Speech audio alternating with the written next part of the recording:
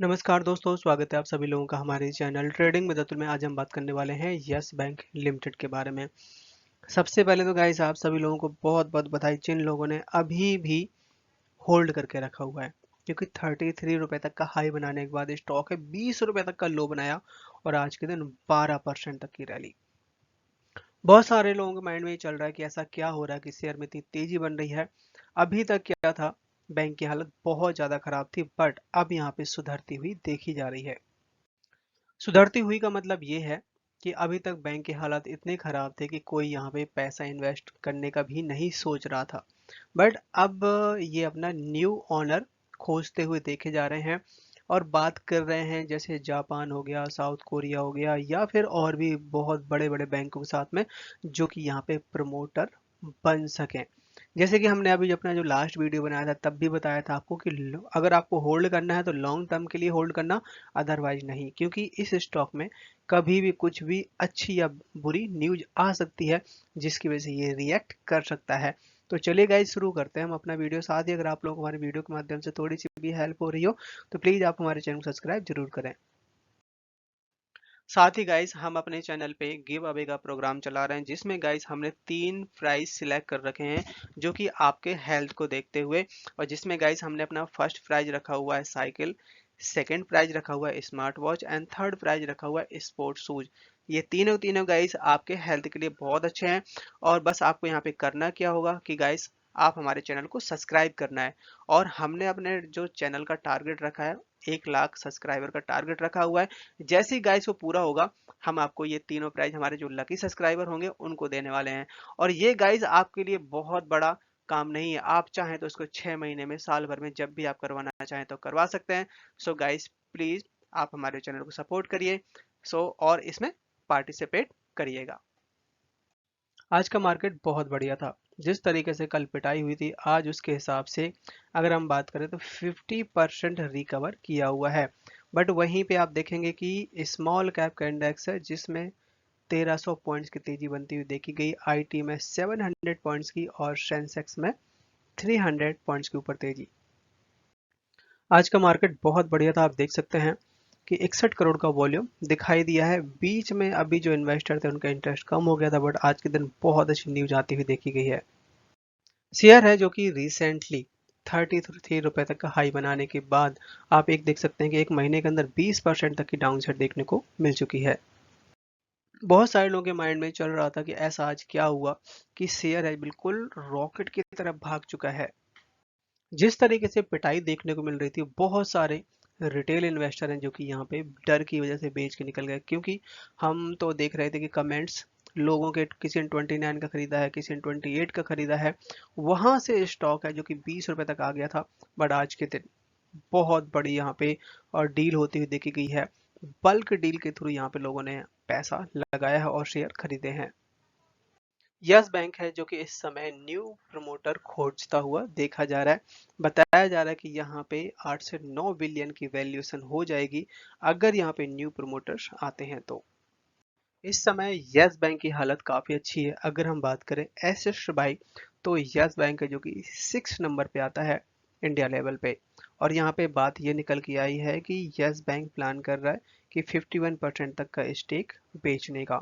और ये बात चल रही है Japan, West Asia and Europe के जो इंस्टीट्यूशनल इन्वेस्टर हैं उनके साथ बातचीत चल रही है, जिसमें बताया जा रहा है कि 26% stake will need to special approval from Reserve Bank of India as per central bank regulation. So यहाँ पे आरबीआई की तरफ से भी अप्रूवल मिल जाएगा।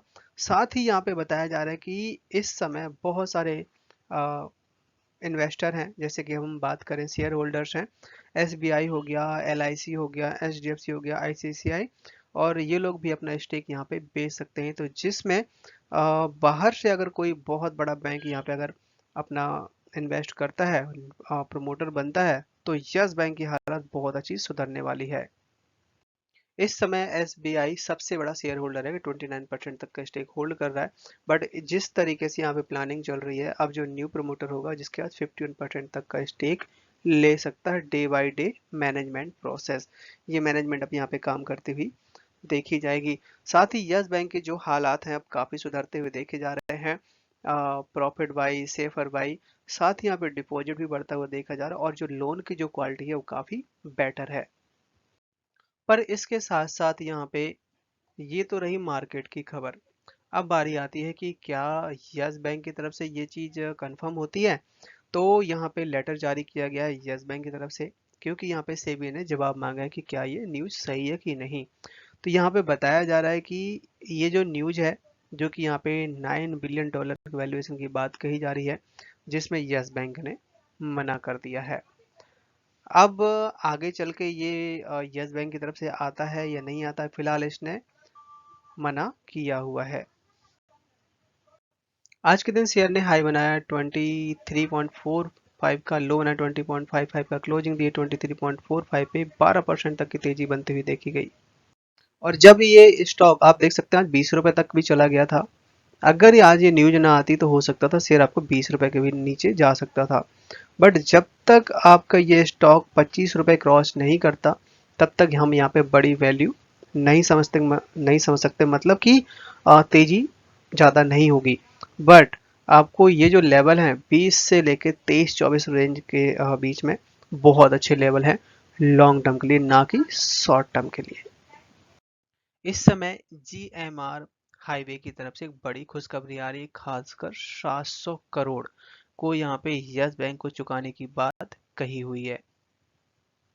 जीएमआर हाईवे है जो कि इस समय 700 करोड़ जो लोन था उसको चुकाने के लिए इसने कुछ फॉरेन पोर्टफोलियो इन्वेस्टर से फंड जुटाया है, जिससे यस बैंक का वो पेमेंट कर सके,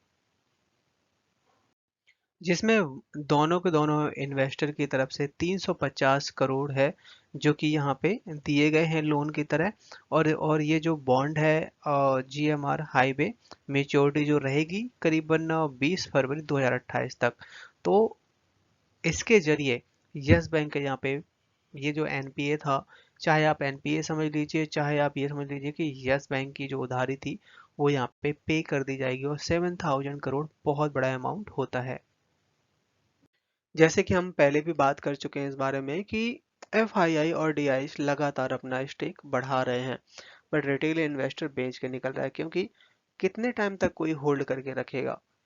लगभग लगभग कोरोना के बाद से शेयर ने कोई रिटर्न ही नहीं दी है। तो आप देख सकते हैं कि अगर हम बात करें डीआईएस की, तो 38% तक का स्टेक था, जो कि 42%, मतलब पिछले सितंबर के क्वार्टर में 41% था, जो कि इस समय 1.3% तक का स्टेक बढ़ाया है ये 4 महीनों में। एफआईए की तरफ से भी यहाँ पे स्टेक बढ़ाया गया। आप देख सकते हैं कि सितंबर के महीने में 23.4% तक का स्टेक था, जो कि यहाँ पे 23.8%, मतलब 0.4% तक का स्टेक एफआईए की तरफ से भी बढ़ाया गया। यहाँ पे रिसेंटली एलआईसी की तरफ से स्टेक बढ़ाता हुआ देखा जा रहा है। आप देख सकते हैं कि पहले इनके पास 2 से 2.5% तक का स्टेक था, इस समय 4.5% स्टेक कर दिया। सबसे ज्यादा स्टेक है जो कि state bank of India hold करता है। पर यहाँ पे अब पब्लिक है जो कि इस समय अपना आपा खोती हुई देखी जा रही है। धीरे धीरे करके ये लोग स्टेक अपना बेच रहे हैं। आप देख सकते हैं 38-39% तक का स्टेक था, जो कि इस समय 34% तक का स्टेक रह गया। लोग फ्रस्ट्रेट होके निकल रहे हैं। तभी है कि यहाँ पे जब रिटेल इन्वेस्टर निकलते हैं तभी तेजी बनती है। तो अब ये है कि लॉन्ग टर्म में ही किसी शेयर में पैसा बनता है, बट इस शेयर ने काफी रुलाया है, चलेगा तो अच्छे खासे रिटर्न भी देने वाला है।